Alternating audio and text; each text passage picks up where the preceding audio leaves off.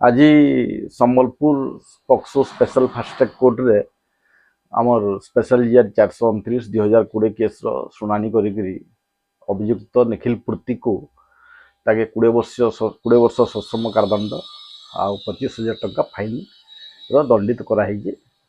घटनाटी हूँ आमर महुलपाली थाना अंचल से अंचल गोटे 14 वर्षीय नाबालिका जे कि तार बड़ापा घर के सकाळू सकाळू घटना दिन बाहरी बड़ापा घर के गला कहीं नथिले से पळे आसुथला। इटा दिन 12टार केस है। से पळे आसला बेल के तार घर आ बड़ापा घर मझे गोटे जंगल थिला। से जंगल पाखरे मुदाला निखिल पूर्ति ताको बाटरे अटकई थिला आ ता सहित दुष्कर्म करबा को ताके कहिथिला, किंतु नाबालिका ताको मना करथिला, विरोध करथिला। बेल ताको से भय देखैगिरी ताको जबरदस्ती जंगल भीतर को टाणी नहीं दुष्कर्म करथिला। नाबालिका पार्टी करिबारु ताको जीवन मार देबा को धमक भी दीथिला।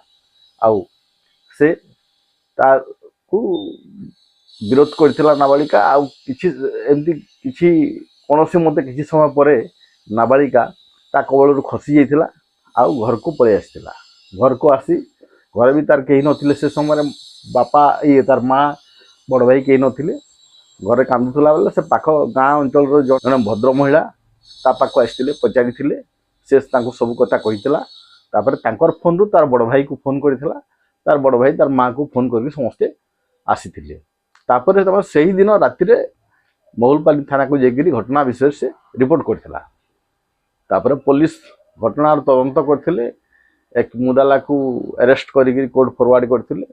मान्यवर जज केस रो शुणाणी चलथिला। मान्यवर जज यार 27टी साक्ष्य और 22टी दस्तावेज को अनुध्यान करी मुदाला को दोषी साब्यस्त करथिले अंडर सेक्शन 376(3) 506 आईपीसी आउ 4 पोक्सो एक्ट रे ताको दंडित करथिले।